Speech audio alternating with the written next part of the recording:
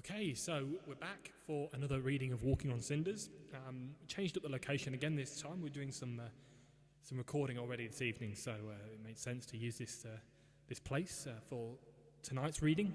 Walking on Cinders, chapter 15 this time. And this, remember, is for the 10th anniversary of the book. Came out in May 2010. And also while we're all isolated, although the weather is lovely outside, you're probably in your garden right now, I thought it'd be nice to read you this every evening until we get through the book. So we're on chapter 15 now. There is, men say, only one thing that can keep you sane in battle, and that's the thought that you are fighting for the freedom of everyone at home and to save the lives of your comrades. It is not every man for himself, as some may think, but working as a team that will ultimately bring the peace for which a soldier always searches. Chris knew this, he believed it, and he lived by it. But that was before he had signed up for world service. His dreams of joining the parachute regiment of the SAS had to be put on hold for a while, but he knew he would get there somehow. It was this that spurred him on and gave him the will to fight in the battles that he didn't always believe in. The government of the United Isles of Great Britain, where Chris had had his home, was corrupt, and there was nothing he could do about it. Pacing the cold concrete corridor, Staff Sergeant Chris Aston, 73236, was deep in thought. The sound of his steel-capped boots hitting the concrete floor bounced off the walls. It was a monotonous sound, not unlike the ticking of a clock, the waiting game Chris was now playing. You could never rush anyone, and it was useless to try. He had come to realise that. He also knew that it was impertinent to call upon one's general or commander without prior warning, and so he would have to continue to wait until something brighter appeared on the horizon. Racking his brain for anything that might help him to deal with his current situation, Chris leaned on the dark brown water pipe and picked at the peeling paint. He felt calm and refreshed after a shower and dressed in his new uniform, yet he was less than pleased about his run-in with the mystery soldier. Who was he to tell him what he should do? A thick metal door opened with a sound that broke through the silence. Must be bulletproof, or bomb-proof, Chris thought as he pondered the rivets. And as he did so, the figure of Major General Sir Adam Dutheil appeared in the doorway, casting his shadow out along the concrete passage. The Major General, a man of experience and stature, was in fact slightly built for a man of his position. Standing at only 5'4", he was a great deal shorter than Chris had expected, and it was his protruding belly and not his tall physique that caught Chris's eye. About 60 years of age, he had dusty grey hair under his dark blue cap.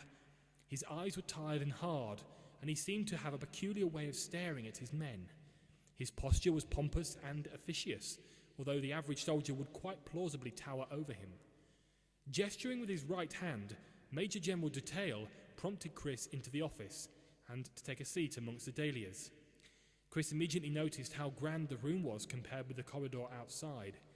It was lavishly furnished with a dark red carpet and 2 large glass chandeliers. There was also a plasma screen on the furthest wall and a large oak table in the middle. Chris, happy that this was where their meeting would take place, pulled up one of the chairs from the table and sat down.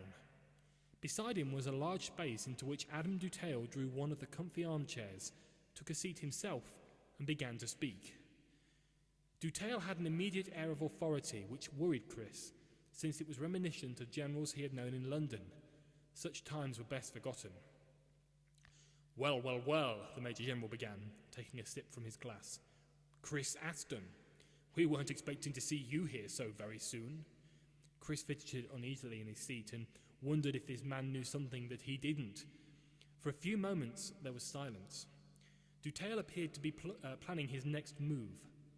Between you and me, the Major General continued in a voice that was more suppressed shout than a whisper, we, that is myself and other leading commanders in this area, have been keeping a close watch on Colonel Smith from the Thames Regimental Barracks in London. We have long suspected that something untoward has been going on under his watch. Chris found that he was not at all surprised, as perhaps he ought to be. Here was Dutheil confirming his suspicions. Colonel Smith had never been the most approachable of characters, and, in London, Chris and the others had begun to realise the Colonel had rather more enemies than supporters when it came to his military tactics. We do believe, Staff Sergeant Aston, that a certain air accident in which you were involved was no accident at all. So he knew about the jet crash, and now he was suggesting, as they themselves had done only days before, that Colonel Smith had planned to kill everybody on board. Chris suddenly realised how foolish they had been to expect that such an incident could remain undetected, or that Colonel Smith's role in it would remain hidden. With a great sigh and a lot of effort, Major General Sir Adam Dutale hauled himself from the chair and turned to face an open glass door, which Chris hadn't noticed before. He beckoned for the young soldier to follow, and he led the way out into an open patio area. Chris looked back and wondered at the difference between the exit and the entrance. The exit of the building was not unlike that of a quaint English country house, which Chris remembered from his childhood. There were metal-framed windows and wooden shutters, each painted in a rich red. Beyond the patio, Chris took in views across a river and down towards a mountainous area thrust up from mist-matched patterns from the ground. Great piles of earth in greens and yellows, where flowers grew on slopes and pools filled the great rims of the summit.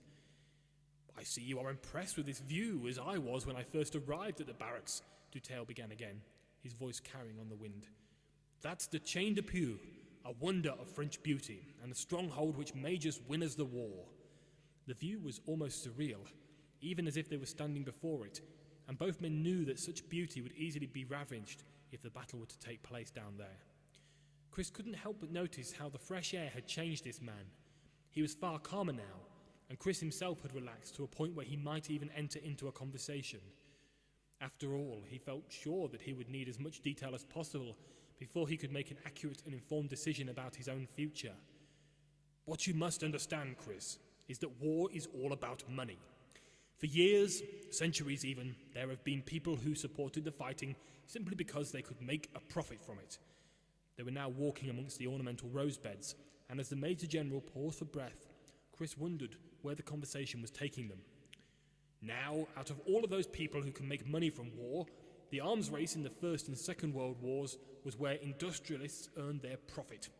Not to mention the many businessmen in the Middle East during the 3 Iraq wars, and then there were the many who make bad the money they earn, so to speak." Chris thought about this for a moment and considered the possibility. Dutale appeared to be a smart man, and his ability to communicate was top-notch. But why then had he said all this stuff and left one question unanswered? Why? Chris could not work out why this man, with his English peers and English ways, had any need to question the legitimacy of war, or indeed the nature of those men who had been placed in commanding roles. "But why is any of this of importance now?" he asked, speaking for the first time. The question sounded wrong, stupid even, but Chris knew that there was no other way to get around this matter. "Because we want to win the war, soldier," Dutale replied in a matter-of-fact manner, "and we have a great many supporters on our side. They are willing to help us achieve our goals. However, we need to overcome certain obstacles that lie in our path. One such obstacle happens to be our dear Colonel Smith from Thames." Chris was about to inquire further, ask what Colonel Smith had done that was so awful, and gather the gossip even, when something ultimately broke his pattern of thought. For a moment, he listened. It started at first way off in the distance, the slight buzz that could easily be mistaken for a hovering glider, passing over the barracks out towards the hills beyond. But the noise did not fade away. Instead, it grew in volume, a great whine of high and low-pitched sound, not unlike a fire alarm, or perhaps an air raid siren. "I'm sorry about this," Dutale called over the din, motioning towards the upper windows of the building that they had just left. Chris was sure he would soon need to resort to lip reading if he wanted to understand anything that the Major General was saying. Overhead, the noise of the alarm still reverberated around the buildings as Dutale directed Chris towards a concrete wall at the back of the rose garden. The wall marked the edge of the patio above and was quite a considerable height, which made Chris wonder how steep the steps they had to climb down minutes before really were. As the pair walked back past the many beds of flowers, their petals quivering from the vibration, Dutale seemed blissfully unaware of the bedlam that was going on all around him. Several high-ranking soldiers had run past them, yet the Major General chatted on, knowing full well that Chris could hear absolutely nothing. In the middle of the concrete wall was a large metal door painted in red with rivets all around. It was marked private and sealed with a coded lock. The Major General punched in a few digits, watched as the catch gasped and the door swung in on itself to reveal a dark world beyond. It thumped shut behind them, and the noise from outside ceased immediately. "I am sorry about that, Staff Sergeant Aston," Adam Dutail called through the musty darkness. "I fear things are moving a little quicker than we had anticipated." He clicked the lights, and the vastness of the room was revealed. "That was the hover raid siren, by the way. Very effective. A nuisance, mind you. Sends the soldiers into an awful panic." Hover raid? To Chris, it sounded so matter-of-fact, yet it meant so much more. In the furthest corner of the room, a phone was ringing on the wall. Dutail looked from Chris to the wall and back again, apparently realising that it could be urgent. While the Major General talked in hushed whispers into the receiver, Chris took in the bunker and hoped that Thomas had gelled well enough with the other soldiers to stay safe. Knowing Thomas, he would be fine, yet a horrible pang of guilt settled in Chris's stomach. It was now obvious why the door to his underground bunker was marked private. It was another of Dutail's secret hideaways, and this one, although far more sparsely furnished than the first, was still regal and grand, and was filled in the centre with a large glass display case. There were posters on the walls, different designs on every side, and Chris felt compelled to study one before reading the slogan that covered it and finally understanding what the room's real use was. By now, Dutail had finished on the phone and was walking back towards the soldier, who took one last glance around the room and stepped back from the poster he was reading. "United Front Against Nuclear Terrorism" was the slogan, and underneath in fancy red lettering it read, "The end is near for reformed forces and decisions must be made now. Join your fellow men and fight for the independence of the world." Dutail placed a hand on Chris's shoulder. This room was the hub of the French deployment plans, and looking around him again, he noticed the colours of each glass case. They corresponded to the countries involved, the stars and stripes of America and the red, white and blue of glorious Britain. Dutail moved towards Chris again and began to speak. "I did not want to bring you here." His voice was much more sincere than before. "You did not need to know about this yet. It was not the right time. But as I said, things are moving quicker than we ever imagined they would." "And who was that on the phone?" Chris retorted angrily, his resentment swelling between them. It was ironic that Dutail had not wanted to bring him here. The outcome of the jet crash was much the same. Twice now he had been part of something that he shouldn't. Dutail stood for a moment, thinking, before taking Chris by the shoulder and guiding him towards an open glass cabinet where tiny multicoloured men were positioned on a map of the world. "It was Major General of the United American Army," he said simply, pushing some blue soldiers forwards on the map with a plastic shovel. "The reformed troops of the North and Old Pakistan have been fighting bitterly against our men for several months, creating a blockade in the Khyber Pass and fighting off attacks from any United forces.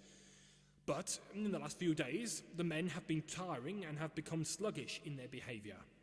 I have just received word this morning that American troops have managed to break through the east of the blockade and gain some vital territory." Chris contemplated what the Major General was saying, and he understood just how insignificant he, Ewan, Thomas and Jennifer really were in the great scheme of things. Soldiers from both sides were dying every day, and yet they had believed that they were part of some great miracle, and it was great that they had survived. What if they hadn't? They would just be more numbers in a book, a list of the war dead totting up. "Is that a good thing for us then?" Chris queried, looking down at the map of Europe where a gaggle of tiny soldiers were positioned next to a mountain range in a series of small buildings marked Chaine Des Puys, France. "Well, it's great news, soldier, but it means we need to move into phase 2 of our plans, and that makes things a little more difficult." The room was suddenly quiet, and Chris wondered why they had not been disturbed if the situation outside was so serious. Had the alarm stopped? He could not hear it, yet he was sure this bunker was soundproof anyway. "Phase 2, Dutail coughed again, drawing the soldiers' attention, "involves all United forces working together to win this war. We've done some provisional research, which is how we discovered the problem of Colonel Smith, and how we came to realise that the biggest of the many battles taking place across the world would centre itself right here in France. The Chaine Des Puys, Staff Sergeant Aston. I told you it was a special place, and it could just win us the war." Chris wanted to ask more about Colonel Smith. Why did the Major General keep bringing him up in the conversation, but not saying anything more about him? But now the familiar sound of the phone broke his concentration again. Brilliant, Chris thought as he watched Adam Dutail pick up the receiver and acknowledge whoever was on the other end. This time it had to be a serious conversation, and Chris was not at all surprised when the Major General looked more than a little worried as he arrived back at the glass cabinet moments later. But Chris had been wrong, at least in part, for now the Major General had something interesting to say. "Firstly, Staff Sergeant Aston, do not worry about your friends. They were picked up at a bridge not far from here by one of our informants. He knows one of them was a soldier, and he was worried when they wouldn't give him any information. He felt it best to contact us directly, and we are now keeping an eye on them. Personally, I feel they'll be able to make it here on their own." Chris grimaced. He wasn't so sure. "And secondly, you must follow me outside for a moment." The large door opened freely from the inside, and Chris noticed how dark it had become. The sky was overcast, and the Chaine Des Puys had faded into an eerie mist. Duterre was about to say something when a bleeping noise from his pocket stopped him in his tracks. "No signal in the bunker," he smiled as he flipped open the lid of the holographic phone and read back the message in silence. It was as if he already knew what he was going to be seeing on the tiny screen. It was not good news. But, without the slightest suggestion that something might be amiss, he flipped the lid closed, slipped the phone back into his pocket, and turned to Chris with a ghostly smile. "Aha, Chris. The joys of war are upon us," he boomed, and Chris couldn't tell if he was being ironic. Given what he had discovered in the space of the last hour, anything seemed possible.